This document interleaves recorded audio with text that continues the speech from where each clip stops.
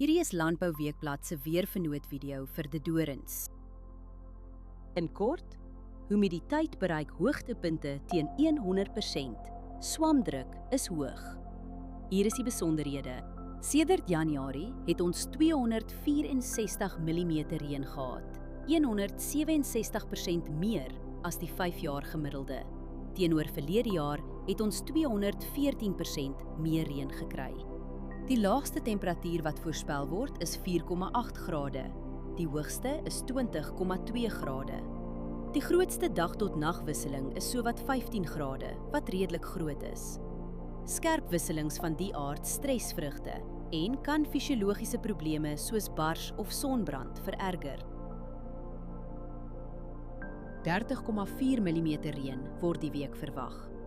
Trekkertoegang en bespuiting raak moeilik totdat lande weer opdroog. Die hele week is stil, geen noemenswaardige wind daar nie. Wind bly deurgaans onder 15 km/h. Kontroleer steeds windrigting, windvlae, temperatuur, humiditeit en delta T voor jy spuit. Verdamping is die hele week onder 2 mm. Oorbesproeiing in die soort toestande hou risiko in vir wortelsiektes. Humiditeit is meestal hoog en blaarnatheid gaan Woensdag hoog wees. Dus is swamdruk hoog. Onder die toestande versprei swaminfeksies vinnig op vatbare blokke. As jy een saak doen, oorweeg dit om die stil weer te gebruik vir 'n voorkomende swamdoder toediening. Hierdie weerinligting is gebaseer op werklike data vanaf meetstasies. Die data word deur TerraClim skoongemaak en geverifieer.